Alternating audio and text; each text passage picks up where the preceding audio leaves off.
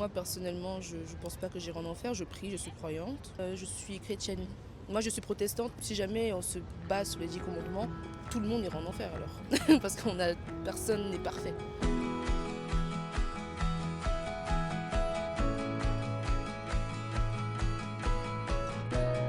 Ok, Lily, vous croyez qu'il y a une sorte de monde spirituel? Oui, j'y crois. Qu'est-ce que vous croyez? Je crois à la vie après la mort. Une fois qu'on meurt, il y a un monde, soit un paradis, un enfer, bon, après ça dépend des croyances, où notre âme en fait résidera pour l'éternité. Ok. Vous croyez qu'il y a le paradis pour les bonnes personnes et l'enfer pour les méchants? Oui, Ok. C'est qui va aller en enfer, par exemple? ça dépend. Quand c'est des très gros crimes comme, je sais pas, des tueurs en série, des pédophiles, des choses comme ça, je pense que ce genre de personnes éventuellement iront en enfer. Oui. Ok. Et vous pensez que vous êtes une bonne personne pour aller au paradis? Je trouve, oui. Oui.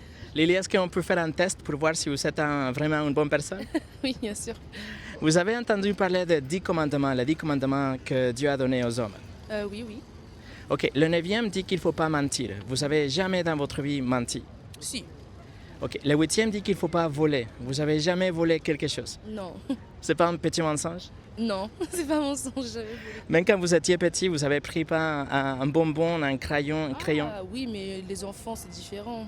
Il faut être assez mature quand on. Enfin, pour moi, un enfant ne peut pas vraiment pécher. Ça dépend.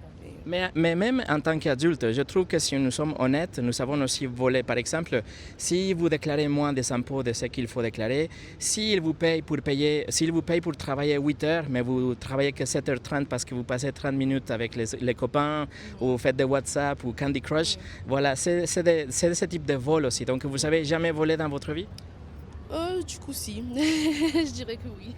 Le 3e commandement dit qu'il ne faut pas utiliser le nom de Dieu sans respect, en vain. Vous n'avez jamais dit, utiliser l'expression oh monde ou oh my. Oui. Okay. Ça, c'est le blasphème, c'est la transgression du 3e commandement. Donc, vous voyez, si nous regardons par rapport à la loi de Dieu, est-ce que vous êtes quand même une bonne personne? Oui. En fait, je pense qu'il y a différents niveaux de péchés capitaux. On est des humains, donc on ne pourra jamais être parfait. Mais du moment qu'on essaye de l'être et qu'on ne fait pas de choses vraiment graves, on va dire, je pense que oui, on peut être une bonne personne. Peut-être le problème, c'est pas le nombre de péchés ou le nombre de fautes. Peut-être le problème, c'est de penser qu'il existe des différents niveaux de loi ou de péchés.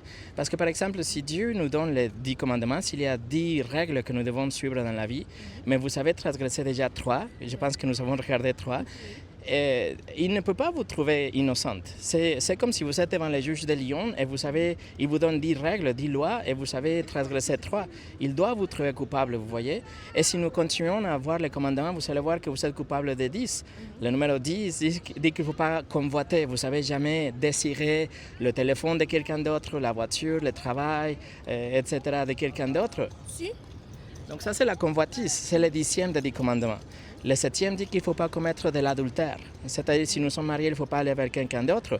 Mais de toute façon, Jésus a dit que si on a le regard ou le désir charnel vers quelqu'un d'autre, nous avons déjà commis de l'adultère dans notre cœur. Le 6e dit qu'il ne faut pas tuer. Vous savez jamais tuer quelqu'un. Mais la Bible dit que si nous avons la haine vers quelqu'un, nous avons déjà tué dans notre cœur. Donc vous voyez, le standard de Dieu, c'est beaucoup plus haut que le nôtre. Si il nous juge par rapport aux 10 commandements, vous serez coupable ou innocent? Si jamais on se base sur les 10 commandements, tout le monde ira en enfer alors. Parce personne n'est parfait. Et ça, c'est le grand problème de l'humanité, parce que s'il nous juge par rapport à ça, il n'y a personne qui est parfaite et donc il doit nous envoyer tous en enfer. Et ça, c'est le grand problème de l'humanité. Donc si c'est vrai, qu'est-ce que vous allez faire? Comment est-ce que vous pouvez échapper à l'enfer de Dieu? Personnellement, je ne pense pas que j'irai en enfer. Tout dépend de comment est-ce qu'on interprète en fait les différents livres. Bon. Donc moi personnellement, je ne pense pas que j'irai en enfer, je prie, je suis croyante. J'essaie de faire le bien autour de moi le plus possible. Après, comme on m'a dit, personne ne peut être parfait. Hein. Vous êtes croyante en quoi? Vous avez dit que vous êtes croyante. Du côté de ma famille, je suis chrétienne. Moi, je suis protestante, mais eux, ils sont catholiques. Okay. Je vais vous expliquer ce qu'en fait la foi chrétienne dit. La foi chrétienne dit que nous ne sommes pas de bonnes personnes. En fait, Jésus lui-même, il a dit qu'il n'y a personne qui est bonne sauf Dieu. Alors soit il a raison, soit vous avez raison en disant que vous êtes une bonne personne. Donc Jésus a dit qu'il y a personne qui est bonne. Alors nous avons ce problème. La nature de l'homme, c'est une nature pécheresse. Il doit nous envoyer tous en enfer. Mais ce que la foi protestante, la foi chrétienne enseigne, c'est que ensuite de ces problèmes, ou en raison de ces problèmes, Dieu est tellement riche en miséricorde. C'est pour ça qu'il a envoyé Jésus. Pour vivre une vie parfaite, il n'a jamais péché. Et après, il a donné sa vie en sacrifice pour vous et pour moi. C'est-à-dire que nous pouvons aller au paradis, pas parce que nous sommes de bonnes personnes. Il faut reconnaître que nous sommes des criminels, que nous sommes des pécheurs. Et que nous avons besoin de quelqu'un qui paye notre dette. Vous êtes devant les juges de Lyon, vous devez payer 1 million d'euros, mais cette personne, elle paye votre dette. Il se met entre vous et les juges. Vous n'avez pas d'argent pour payer, mais cette personne paye pour vous.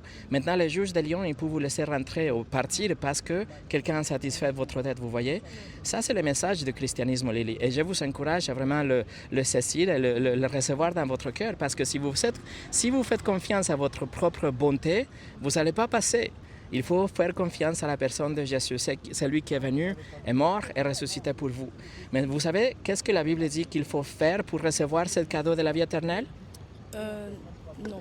Je vais vous le dire parce que c'est très important. Écoutez bien, c'est la recette pour la vie éternelle. La Bible dit qu'il faut se repentir. Numéro 1, il faut se détourner de ses péchés. Et numéro 2, il faut mettre votre confiance en Jésus seul. Il ne faut pas faire confiance à votre propre volonté ou une religion. Il faut confier en Jésus. Et si vous faites ça, vous avez la promesse de Dieu de la vie éternelle. Vous allez faire ça, Lily? Oui, c'est le but. Je vous encourage à réfléchir, ok? Merci pour votre temps.